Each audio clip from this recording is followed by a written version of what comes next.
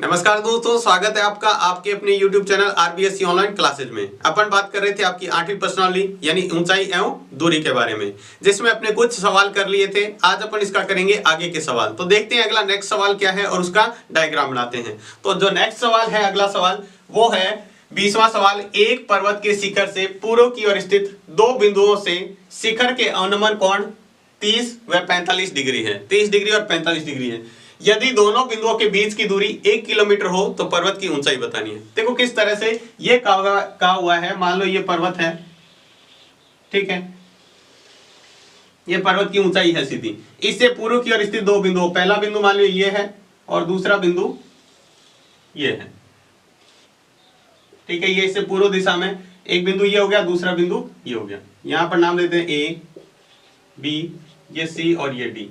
ये चार बिंदु हो गए, ठीक है। अब वो क्या कह रहा है कि इससे जो कोण बन रहे हैं वो 30 और 45 हैं। तो कौन सा 30 होगा, कौन सा 45? जो दूर होगा वो छोटा कोण होता है, ये 30 डिग्री हो गया, और ये जो पास है ये है 45 डिग्री, ठीक है। अब वो कह रहा है कि दोनों बिंदुओं के बीच की दूरी, यानी ये दो बिंदु हैं, एक ये सी बिंदु हो गया और एक दूसरा डी बिंदु हो गया, इनके बीच की दूरी है वो है 1 किलोमीटर।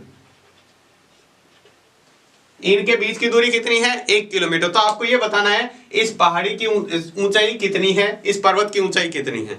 तो इसकी ऊंचाई अपने मान लिया h और ये आधार यहां से यहां तक मान लिया x।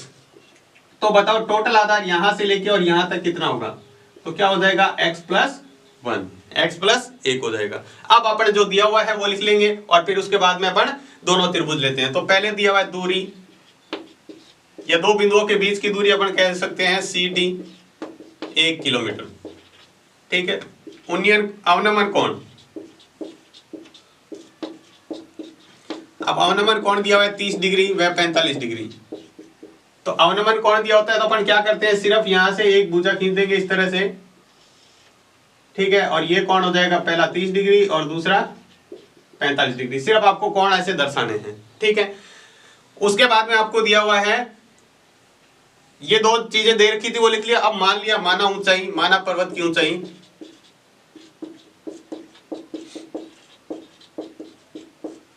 ऊंचाई क्या है? AB, AB बराबर h तथा आधार इसका मान लिया BC बराबर x। अब पहले त्रिभुज कौन सा लेते हैं? ABC। तो लिखेंगे त्रिभुज ABC में, त्रिभुज ABC में डबल त्रिभुज बनता है तो सूत्र tan थीटा का ही लगता है, लंब बटे आधार। तो यहाँ पर पहले त्रिभुज के अंदर कोण कितने डिग्री का है? 45 डिग्री का, ठीक है। तो लंब का मान कितना है? लंब यानी ऊंचाई h और आधार कितना है? x। tan 45 का मान सारणी से 1 होता है, h बटे x। वज्र गुणा करो तो क्या आ जाएगा? x बराबर h। ये होगी समीकरण 1। मान नहीं आएगा h बराबर x बराबर h आएगा। देखो x को 1 से गुणा किया x, h को 1 से गुणा किया x। अब दूसरा जो त्रिभुज लेंगे वो कौन सा लेंगे? पूरा त्रिभुज ABD। तो लिखेंगे त्रिभुज ABD में, ABD में, इसमें भी tan थीटा का सूत्र लगाएंगे। यहाँ पर कोण कितना है? दूसरा कोण 30 डिग्री का है। लंब तो वही है h, लेकिन अब जो आधार होगा वो यहां से B से लगाकर D तक, और B से लगाकर D तक कितना है? x plus 1। सारणी से देखा तो tan 30 का मान होता है 1 बटे √3 h बटे x प्लस 1। इसकी कर लेते हैं वज्र गुणा करेंगे तो x प्लस 1 बराबर हो जाएगा √3 h। अब समीकरण 1 से मान रख दो। समीकरण 1 से मान रखने पर,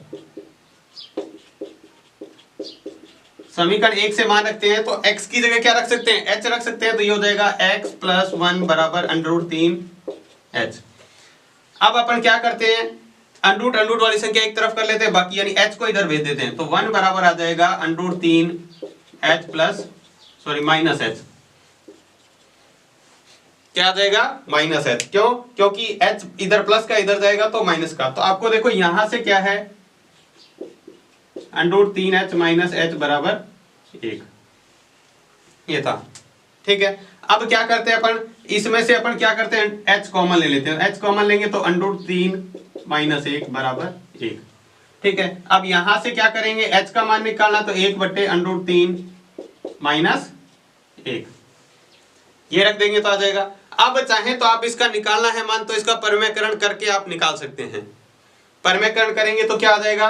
परमेकरण करने के लिए आपको क्या करना होता है, उल्टे चिन्ह के ऊपर नीचे गुणा करनी होती है, √3 + 1। तो इससे क्या हो जाएगा, ऊपर तो बचेगा √3 + 1 और बट्टे में बचेगा a² - b² यानी √3 का स्क्वायर और प्लस ऐसे। चाहे तो ये तरीका अपना सकते हैं -1 का स्क्वायर, तो इससे आपके पास आ जाएगा √3 + 1/2। 2 कैसे आया देखो, ये मान रखेंगे √3 + 1, √3 का स्क्वायर 1, ये आ जाएगा। दूसरा तरीका आप चाहें तो यहां पर इसको सॉल्व करने के लिए सिर्फ क्या करना है आपको, h बराबर निकाले। ये तो तरीका हो गया एक आंसर आने का, ये ऊंचाई हुई। आगे आप √3 का मान निकाल रख के भी निकाल सकते हैं, ठीक है। दूसरा तरीका देखो, यहां पर आपको मान निकाल के बता देते हैं। चलो आगे पूरा, √3 का मान कितना होता है, 1.732 + 1/2। 1.732 में 1 जोड़ेंगे तो 2.732, इसमें 2 का भाग देंगे तो 1.366 मीटर, लगभग इतना मान आएगा। इसकी ऊंचाई कितनी आ गई, ये तो लिखेंगे आता है पर्वत की ऊंचाई है। दूसरा तरीका देखो, यहीं से करना चाहते हैं तो 1 की जगह 1, √3 का मान सीधा यहां पर देखो √3 का मान रख दिया तो 1.732 - 1, तो ये आ जाएगा 1/0.732। अगर इसके अंदर भाग देंगे तो भी मान वही होएगा। 1 के अंदर 0.732 का भाग देंगे तो भी, अगर आप इसके लिए आपको परमेकरण नहीं करना पड़ेगा, तब आपको परमेकरण करने की जरूरत नहीं है। सीधा आप 1 के अंदर भाग दे दें या इसका पॉइंट हटाएंगे तो इसके आगे 3 0 लगा दो, यानी 1000/732। 1000 के अंदर 732 का भाग देखो, सेम ही उत्तर आएगा, ठीक है। हो सकता है कोई पॉइंट में पीछे तीसरे पॉइंट में जाते हुए कोई पॉइंट का 0.001 का कोई अंतर आ जाए, तो वो कोई बड़ा अंतर नहीं होता है, यही होगा। तो आपका उत्तर कितना गया, पर्वत की ऊंचाई क्या आएगी, 1.366। तो ये था आपका अगला 20वां सवाल। देखो इसके बाद देखते हैं अगला 21वां सवाल। देखो पहले सवाल पढ़ते हैं। इस सवाल को मैं पहले ही बता देता हूं, बहुत ही ज्यादा इसमें ध्यान देने की जरूरत है। ये सवाल बहुत ही लेवल का है, यानी इसके लिए आप अगर आपने चित्र सही बना लिया, सबसे मुश्किल पार्ट इसके अंदर है इसका चित्र। तो अपन चित्र को पहले बहुत ही अच्छी तरीके से बनाना सीखेंगे। अगर आपने चित्र बना लिया तो फिर आप सवाल को हल कर पाएंगे। सबसे ज्यादा मुश्किल आती है बच्चों को इस सवाल का चित्र बनाने में। तो देखो क्या सवाल है और इसका चित्र कैसे बनेगा। देखो दिया हुआ है, एक झील में पानी के तल से 20 मीटर ऊंचे बिंदु ए से बादल का उन्नयन कोण 30 डिग्री है, ठीक है। पहली लाइन देखो, आपको कहा है एक झील में पानी के तल से 20 मीटर ऊंचे, पानी के तल से, जो पानी का तल है उससे 20 मीटर ऊंचा एक खंबा लगा हुआ है, या कोई भी कह सकते हैं बिंदु ए है, ठीक है। उससे बादल का जो उन्नयन कोण बन रहा है वो 30 डिग्री। देखो इस तरह से अपन मानते हैं, ये मान लो पानी का तल है,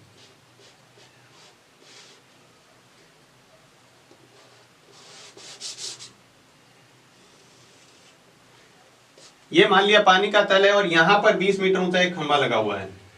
इसकी ऊंचाई कितनी है, 20 मीटर, ठीक है। यहां से एक बादल का जो उन्नयन कोण बन रहा है, मान लो बादल यहां पर है, यहां, और इसका जो उन्नयन कोण बन रहा है, उन्नयन कोण हमेशा ऊपर की तरफ देखने पर बनता है, तो उन्नयन कोण बन रहा है वो 30 डिग्री है। पहली लाइन का सवाल हुआ अभी तक, आपको ये कहा है एक झील में पानी के तल से, इससे नीचे पानी है, ये पानी का ऊपरी तल है, इससे नीचे क्या है, पानी है। पानी के तल से बिंदु ए, यहां पर बिंदु ए है, ये 20 मीटर ऊंचे बिंदु ए से बादल का उन्नयन कोण जो बन रहा है वो 30 डिग्री है। आगे देखो क्या कह रहा है, यदि झील में बादल के प्रतिबिंब का बिंदु ए से अवनमन कोण 60 डिग्री है। यहां से अपन सीधी इसकी ऊंचाई माने तो कितनी हो जाएगी,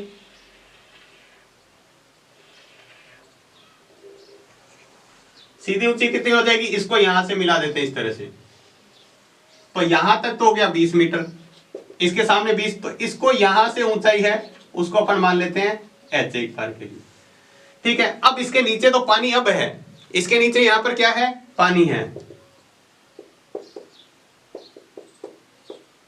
इस तरह से यहां पर क्या है, पानी है। अब पानी के अंदर क्या है, इस बादल की परछाई दिख रही है, ठीक है। तो वो कह रहा है कि यदि झील में बादल के प्रतिबिंब का बिंदु ए से अवनमन कोण, यहां पर मान लो इसकी प्रतिबिंब की परछाई कहां बन रही है, जितना ऊंचा होगा ना परछाई भी उतनी ऊंची होगी यहां पर, ठीक है। तो इसको यहां से इस तरह से मिला दिया।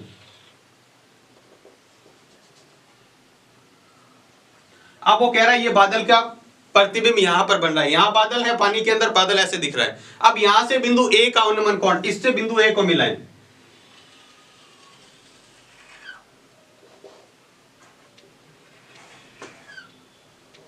बिंदु ए को यहां पर मिलाने पर जो कोण बन रहा है वो कितना है, अवनमन कोण है 60 डिग्री का। तो अपन क्या करते हैं, इसको चित्र को कंप्लीट कर लेते हैं इस तरह से इधर बना के, और ताकि आपको इधर से समझ में आ जाए। हमेशा अपन इधर बनाते हैं, तो ये कोण हो गया 90 डिग्री। अब ये देखो यहां से यहां तक की ऊंचाई ध्यान से देंगे, यहां पर समझेंगे। देखो अगर मान लो मार्कर पानी के ऊपर ऐसा है तो पहले मार्कर दिखेगा ये नीचे इतनी ऊंचाई पर, तो 20 मीटर की ऊंचाई यहां पर ये दिखेगी। पहले ये ऊंचा 20 मीटर यहां पर है, ये 20 मीटर। उसके बाद में जो h वाली ऊंचाई है ये भी यहां पर दिखेगी। अब जो h की ऊंचाई है वो होगी h ऊंचाई ये, तो जितना ये है उधर इतना होगा, यानी 20 मीटर यहां तक हो गया, और ये h यहां से यहां तक हो गया। तो ये कौन 60 डिग्री है, तो ये भी कितना होगा 60 डिग्री। अब अपन इसका नाम दे देते हैं, ए बिंदु ये रहा, इसको दे देते हैं बी, ये सी, ये डी, ई, एफ, जी, इतना आपने नाम दे दिया। अब अपने क्या है, इसका आधार जो दिया हुआ है, पहले वो जो चीजें दे रखी है वो लिख लेते हैं। ठीक है, आपको दिया है, दिया हुआ क्या क्या है, ये दे रखा है आपको इस पॉल की ऊंचाई यानी ए जी 20 मीटर। जो उन्नयन कोण है वो कितना है 30 डिग्री, तथा अवनमन कोण है वो है 60 डिग्री का।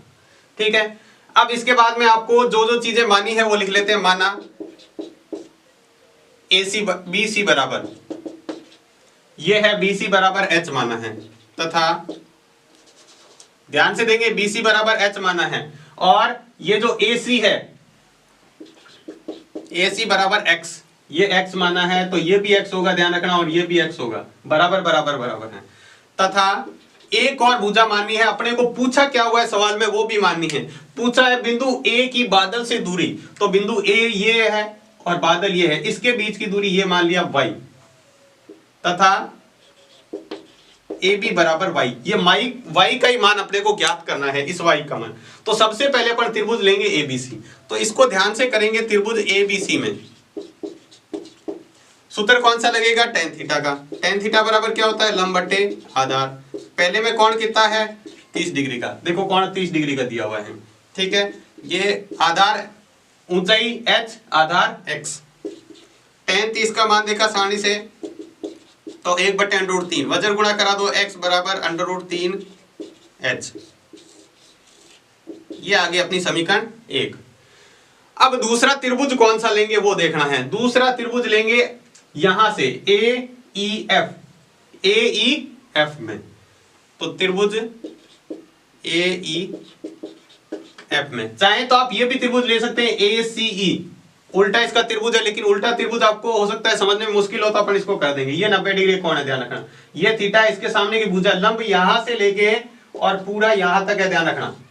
तो इसकी ऊंचाई कौन सी हो जाएगी, 20 + 20 + h, यानी ऊंचाई होगी 20 + 20 + h ऊंचाई है, ध्यान रखना इसकी, यानी 40 + h भी लिख सकते हैं इसको, यानी आप लिख सकते हैं ऊंचाई 40 + h। देखो 20 तो यहां से यहां तक है, फिर से ये 20 वाली ऊंचाई ये रही, और फिर ये h वाली ऊंचाई, तो 20 + 20 + h ऊंचाई होगी इसकी, और आधार तो वही है, देखो ये आधार x है, तो सूत्र वही लगाएंगे। tan यहां पर कितना है कोण 60 डिग्री का, कोण कितना बन रहा है 60 डिग्री, लंब बटे आधार, लंब क्या है 40 + x, 40 + h और बटे x। सारणी से देखा tan 60 का मान, tan 60 का मान कितना होता है √3, तो ये होगा 40 + h बटे x। वजन गुणा करते हैं तो ये आ जाएगा √3x बराबर 40 + h। √3 को x से, इसको इससे गुणा किया। अब अपन क्या करते हैं, समीकरण 1 से मान रख देते हैं। समीकरण 1 से मान रखने पर, समीकरण 1 से मान रखा तो x की जगह क्या रख सकते हैं, ये जो x आया इसकी जगह √3h, तो पहले से ये √3 तो पड़ा है, इस x की जगह रखा √3h बराबर 40 + h। ये √3 को √3 से गुणा किया तो 3h, ये h इधर आएगा तो माइनस का h बराबर 40।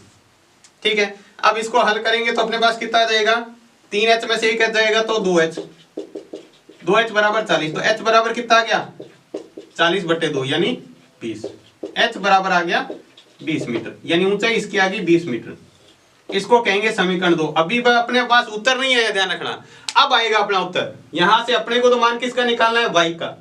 h का मान अपने पास आ चुका है, अपने को y का निकालना है। दोबारा से त्रिभुज लेना है, त्रिभुज ABC में, त्रिभुज ABC में। अब कौन सा सूत्र लगाएंगे, अब ये मान आपको ज्ञात करना है और ये आपको पता है, y का मान आपको ज्ञात करना है और ये पता है।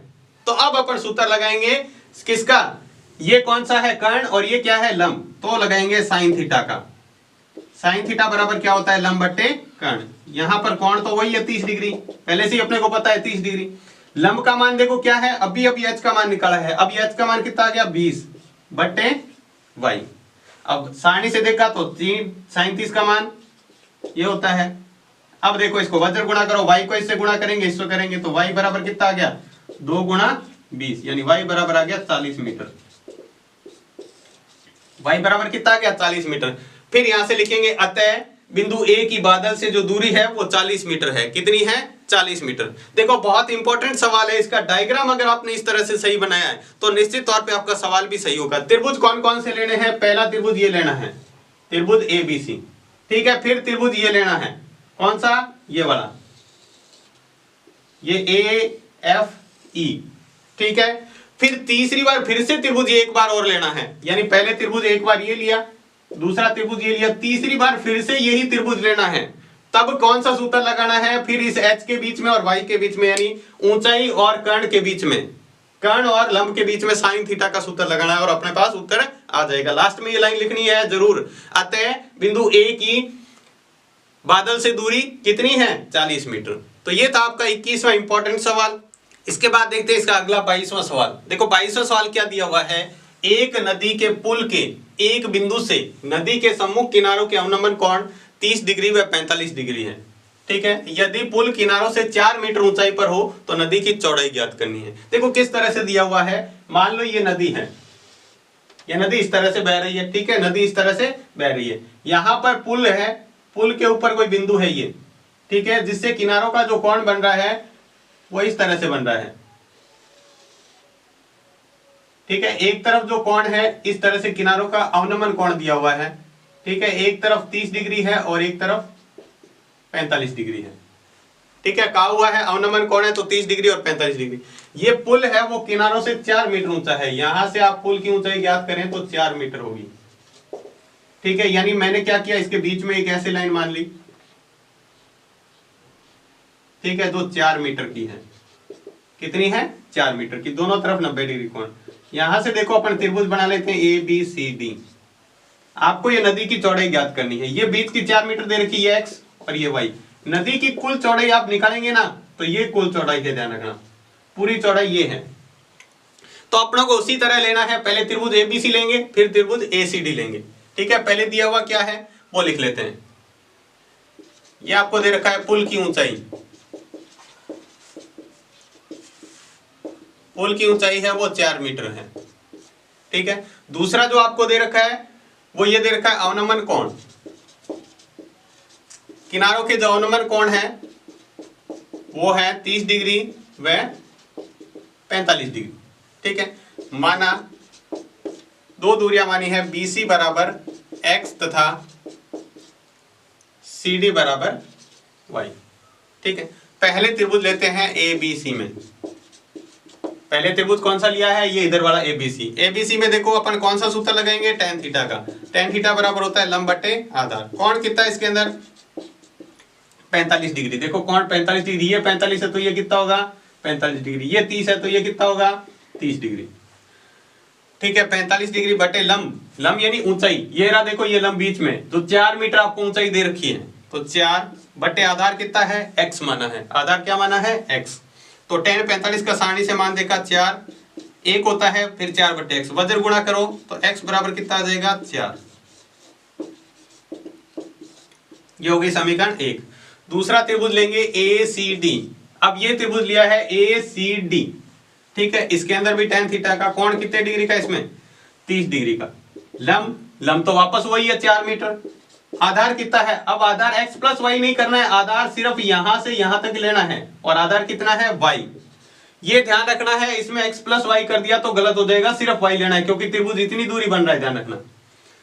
आपने सारणी से देखा तो इसका मान होता है 1/√3 tan 30 का मान, और यहाँ 4/y वजन गुणा किया तो y बराबर आ गया 4√3। अब देखो x और y दोनों के मान आ गए। अब अपने को क्या निकालना है, अपने को नदी की चौड़ाई निकालनी है। तो नदी की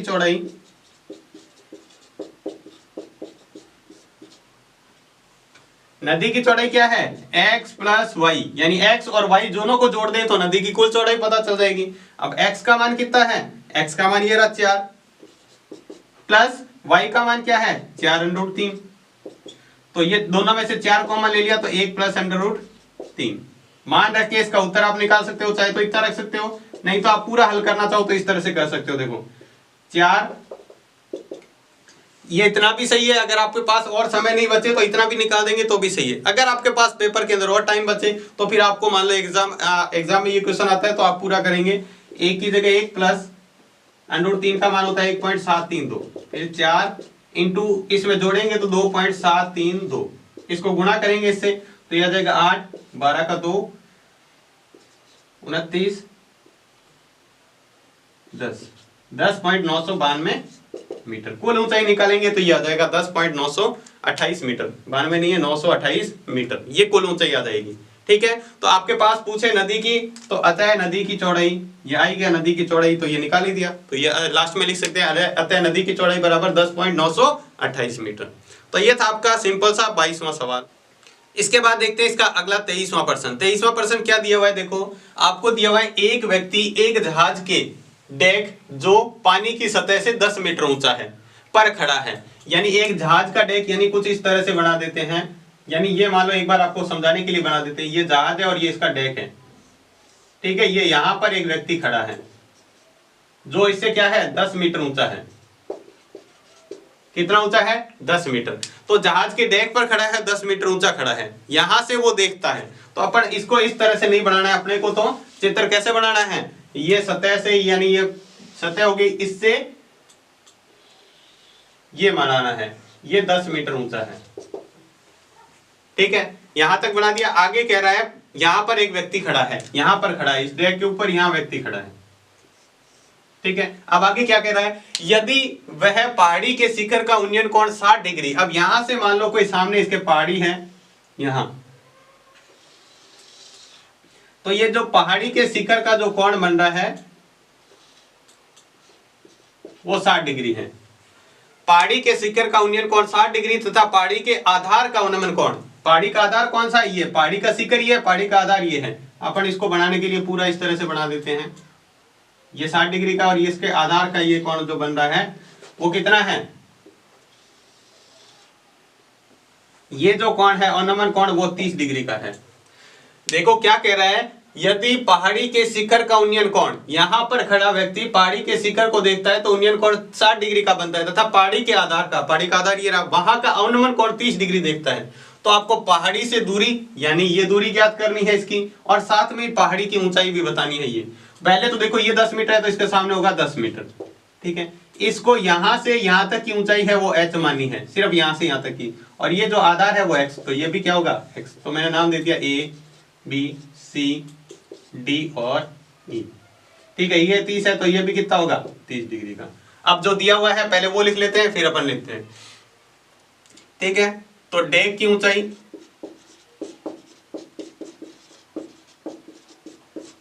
डेक क्या है, ये है ED,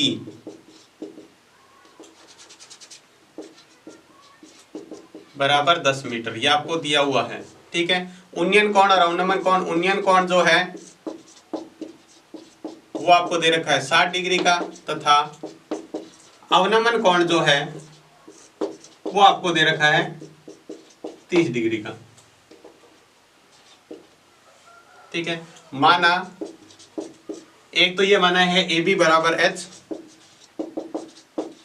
तथा ये आधार माना है CD बराबर X। अब त्रिभुज कौन सा लेंगे, पहले ये ऊपर वाला त्रिभुज ले लेते हैं, ये वाला।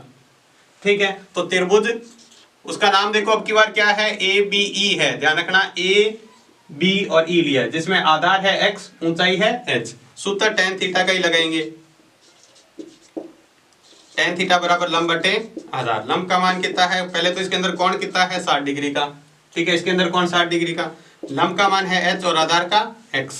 अब देखो अपन क्या करते हैं, tan 60 का मान रखते हैं सारणी से, तो ये आ गया h बट्टे x, वज्र गुणा करते हैं तो h बराबर आ गया √3x। ये हो गई समीकरण 1। h का मान निकाला, x को 1 से गुणा करेंगे, √3 को x से गुणा करेंगे, वज्र गुणा करके ये मान निकालिए। अब दूसरा त्रिभुज जो लेंगे वो कौन सा लेंगे, अब लेंगे त्रिभुज ECD या CDE या ECD, कोई सा भी ले लो, ये त्रिभुज लेना अपने को, ध्यान रखना। तो ये त्रिभुज लिया तो इसके अंदर अपने को क्या पता चला, ये पता चला कि त्रिभुज CDE में, इसमें भी tan थीटा का सूत्र लगाना, इसमें कौन कितना है 30 डिग्री का, लंब बटे आधार, लंब का मान कितना है, यहां पर तो देखो ये लंब है और दिया हुआ है 10 मीटर, तो ये लिख दिया 10, और आधार कितना है x, ये x लिख दिया। सारणी से देखा इसका मान, तो ये होता है √3, 1 बटे √3, tan 30 का, और ये हो गया 10 बटे x। तो x बराबर क्या आ गया 10 √3 मीटर, x बराबर क्या आ गया 10 √3 मीटर। अब ये जो x बराबर 10 √3 है, ये अपन रखेंगे समीकरण 1 के अंदर रखने पर। पहले हमेशा अपन ये त्रिभुज लेते तो वैसा ही सवाल हो जाता, अपन क्या है x का मान तो निकल गया, ये इसके अंदर रख देते हैं, तो h बराबर आ गया, देखो पहले से √3 पड़ा है, x की जगह अपने को मान रखना है, x की जगह रखेंगे 10 √3, तो इसको हल करेंगे, √3 को √3 से गुणा किया तो 3 और 10, 3 गुणा 10 यानी 30 मीटर। h का मान आ गया 30 मीटर, यानी ऊंचाई तो आ गई अपने पास 30 मीटर। ठीक है, ये h का मान आया, ये आया 30 मीटर। ठीक है, और x का मान ये रहा, तो दूरी ये आ गई और ऊंचाई। अब लिखेंगे जहाज की पहाड़ी से दूरी, पहाड़ी से दूरी, जहाज की पहाड़ी से दूरी क्या मानी थी x, जो कितनी है ये 10 √3, यानी 10 √3, इसका अपन मान निकाले √3 का 1.732, तो इसको हल करेंगे तो कितना आ जाएगा 17.32 मीटर। ये तो आ गई दूरी। अब दूसरा है पहाड़ी की ऊंचाई, पहाड़ी की ऊंचाई, ऊंचाई ध्यान रखेंगे थोड़ा सा, ये तो अपने इतनी सी ऊंचाई आई है, ये थोड़ी है टोटल ऊंचाई, टोटल ऊंचाई तो यहां से यहां तक है, ये तो 30 मीटर है, ये 10 मीटर और जोड़नी है, ये वाली तो देखो अपने लिया ही नहीं यहां से, तो टोटल ऊंचाई आएगी 30 प्लस 10 बराबर 40 मीटर। तो आपको दोनों चीजें पूछी, बहुत ही सिंपल सा सवाल है और बहुत ही आसान से तरीके से आप इसको कर सकते हैं। देखो आपसे पूछा था पहाड़ी से दूरी, जहाज की पहाड़ी से दूरी, तो जहाज की पहाड़ी से दूरी ये रही, और दूसरा पहाड़ी की ऊंचाई, तो ये पहाड़ी की ऊंचाई निकाल दी। पहाड़ी की ऊंचाई कितनी आ जाएगी, h का मान 30 आया, तो ये कितना आ जाएगा 40 मीटर, 10 जोड़ना है और वो इस तरह से। सिंपल सा सवाल है, बस आपको ध्यान रखना है त्रिभुज कौन सा लेना है, एक त्रिभुज ये लेना है, दूसरा त्रिभुज ये लेना है, इससे अपन इसको आसानी से कर सकते हैं। इसके बाद देखते हैं इसका अगला 24वां सवाल। देखो सवाल क्या दिया हुआ है, एक 12 मीटर ऊंचा पेड़ तेज हवा से इस प्रकार टूट जाता है कि उसका शीर्ष जमीन को छूने लगता है और जमीन के साथ 60 डिग्री का कोण बनाता है। ज्ञात कीजिए कि तेज हवा से पेड़ जमीन से कितनी ऊंचाई से टूटा। ऐसा सवाल अपन पहले भी कर चुके हैं, लेकिन ये थोड़ा सा उससे अलग है। कैसे, जैसे मान लो अपने को ये दिया हुआ है कि ये एक ऊंचा पेड़ था, ठीक है, इस तरह से जमीन, इसकी ऊंचाई कितनी है, टोटल ऊंचाई बात करें यहां से तो ये 10 मीटर है। सवाल के अंदर दिया हुआ है ना, 12 मीटर है, आपको दिया हुआ है सवाल के अंदर 12 मीटर ऊंचा पेड़, ये पेड़ की ऊंचाई 12 मीटर है। ठीक है, ये क्या होता है, तेज आंधी से मान लो यहां से टूट गया, ठीक है, और जमीन को कुछ इस तरह से छूने लगता है, जमीन को इस तरह से छू रहा है, ठीक है, उसका शीर्ष जमीन को छूने लगता है और जमीन के साथ 60 डिग्री का कोण बना रही है। ये जो कोण बन रहा है वो 60 डिग्री का है। कितने डिग्री का है, 60 डिग्री का। अब आपको बताना है, ज्ञात कीजिए कि पेड़ जमीन से कितनी ऊंचाई से टूटा। ये ऊंचाई आपको ज्ञात करनी है, ये ऊंचाई क्या करनी है, ज्ञात करनी है आपको। ठीक है, तो देखो इसका अपन सवाल करते हैं किस तरह से। मान लो एक बार आपको समझाने के लिए, अगर मान लो ये 12 मीटर टोटल ऊंचा है, तो पेड़ की ऊंचाई कहां से, ये और ये ऐसे मिला के टोटल 12 मीटर है, ध्यान रखना। अगर मान लो मैं कह देता हूं ये 5 मीटर से ऊंचाई से टूटा है, तो ये कितनी होगी, तो आप फटाक से बता दोगे 12 - 5, यानी आप क्या करोगे 12 - 5 करके आप कह दोगे 7 मीटर। अगर मैं कहूंगा नहीं ये तो 8 मीटर से टूटा है, 8 मीटर से टूटा है, तो आप 12 - 8 करके कहोगे ये 4 मीटर। हालांकि इससे नहीं हो सकता, लेकिन फिर भी अपन इसको, तो आप कैसे निकाल रहे हो इस दूसरे का मान का, 12 में से घटा के, तो पहली जो ऊंचाई है मैंने ये मान ली h, क्या मानी है h, तो ये क्या हो जाएगा 12 - h, ये हो जाएगी 12 - h। अगर ये ऊंचाई जितनी भी मानेंगे उसको 12 में से घटा देंगे तो ये ऊंचाई आ जाएगी। ठीक है, तो अपन पेड़ की ऊंचाई यहां से मान लेते a, ये b, ये c और ये d। ठीक है, अब अपन इस सवाल को करना है। अब सूत्र कौन सा लगेगा? अब डबल त्रिभुज तो है नहीं, तो अपन दूसरा त्रिभुज अपन अपने हिसाब से सूत्र लगाएंगे। देखो सूत्र याद कर लो एक बार, एल ए एल बटे के ए, ये साइन का, ये कॉस का और ये टेन का। अब देखो पहले जो चीज दे रखी है वो लिख लेते हैं। पेड़ की कुल ऊंचाई, पेड़ की कुल ऊंचाई कितनी है? 12 मीटर। पेड़ की कुल ऊंचाई है 12 मीटर। ठीक है, इसके बाद में आपको दिया हुआ है कोण है जो ओनियन कोण, जहां से वो टूटा है, ओनियन कोण कितना है? 60 डिग्री। ठीक है, माना, अब देखो अपन मानेंगे क्या, कितनी ऊंचाई से पेड़ टूटा है, तो माना BC, BC बराबर H, तो क्या हो जाएगा? BD बराबर क्या हो जाएगा? 12 माइनस H। क्या हो जाएगा? 12 माइनस H। ठीक है, ये तो अपने सवाल से लिखा है। अब देखो त्रिभुज लेंगे कौन सा? BCD में। अब दो बार हल करने की जरूरत नहीं, एक बार में उत्तर आ जाएगा। कौन सा त्रिभुज ले रहे हैं? BCD। कौन सा सूत्र लगेगा? देखो ऊंचाई और कर्ण, यानी लंब और कर्ण के अंदर सूत्र लगाना, आधार से कोई मतलब नहीं है इस सवाल के अंदर। ठीक है, तो कौन सा सूत्र लगाएंगे? लंब और कर्ण में किसका सूत्र लगता है? साइन थीटा का। साइन थीटा बराबर क्या होता है? लंब बटे कर्ण। तो यहां पर मान रख देते हैं, थीटा कितना रखना है? 60 डिग्री का, ये 7 रख दिया। लंब का मान यानी ऊंचाई h, तो ये h रख दिया। कर्ण कितना है? 12 माइनस h, तो इसको 12 माइनस h रख दिया। अब अपन सारणी से मान रखते हैं। साइन 60 का मान कितना होता है? √3 बटे 2 बराबर h बटे 12 माइनस h। वजन गुणा कर दो तो ये आ जाएगा, 2 को h से गुणा करेंगे तो 2h बराबर √3 12 माइनस h। ठीक है, अब इसको हल ही करना है आपको, बस उत्तर आ जाएगा, सीधा हल करो। 2h का 2h पड़ा इधर बराबर, इधर अंदर गुणा करा देते हैं √3 की, तो 12 √3 माइनस √3h। तो देखो यहाँ पे √3 के अंदर गुणा कराने के बाद में देखो अपन क्या करते हैं, इसको इधर लाते हैं, तो 2h प्लस √3h बराबर 12 √3। ये देखो कैसे हुआ, यहां पर अपने क्या किया, इस √3h को माइनस का था, इधर लाए तो प्लस का। अब अपन क्या करते हैं, यहां से h कॉमन ले लेते हैं। h कॉमन लेंगे तो क्या बचेगा यहाँ पे? 2 प्लस √3 बराबर 12 √3। 2 प्लस √3 कैसे? देखो यहां से h कॉमन लिया तो यहाँ 2 बचा, इसमें से h कॉमन लिया तो √3 बचा। ठीक है, अब अपने को मान किसका निकालना है? h का। तो h का निकालने के लिए अपन क्या करेंगे,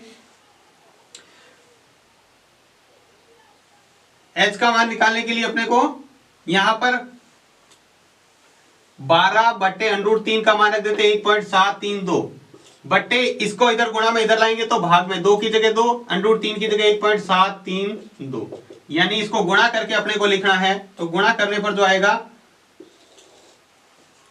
वो इस तरह से आएगा, 12 को 1.732 से गुणा करेंगे तो 12 को 1.732 से यह आ जाएगा 12 दूने 24, 12 36, 37 38, 12 7 84, 87, 12 20, 20 पॉइंट यह आ जाएगा, और भाग में आएगा, इसमें जोड़ेंगे तो 3.732, 3.732। अब चाहे तो आप इसका देखो, इसके बाद में पॉइंट के बाद 3 संख्या, इसमें भी पॉइंट के बाद 3 संख्या, तो इसको हटा सकते हैं। अब क्या करना है, 20,784 में 3,732 का भाग देना है। तो देखो इसका भाग देंगे 20,784 में 3,732 का, तो अपना आंसर आएगा 5.569 मीटर, जो अपना क्या है, आंसर है। अतः इतनी ऊंचाई से, अतः पेड़ 5.569 ऊंचाई से टूटा है। ठीक है, तो लास्ट में लिख देंगे, अतः पेड़ की ऊंचाई जिससे वह टूटा है वो 5.569 है। यहां पर इसमें भाग देंगे तो आपका आंसर आ जाएगा। तो ये था आपका सिंपल सा 24वां प्रश्न। सिंपल इसको कह सकते हैं अगर आप इस तरीके से करते हैं तो। बहुत ही महत्वपूर्ण सवाल भी है, इसको आप इसी तरीके से कीजिएगा ताकि आपको आसानी से समझ में आए। तो ये थे आपके कुछ इंपॉर्टेंट सवाल। आज की क्लास में बस इतना ही। क्लास आपको कैसी लगी हमें कमेंट बॉक्स में लिखकर जरूर बताएं। अगर आपको क्लास अच्छी लगी है तो इसको लाइक करें, और चैनल को अभी तक सब्सक्राइब नहीं किया है तो चैनल को सब्सक्राइब जरूर करें। तो आज की क्लास में बस इतना ही, धन्यवाद।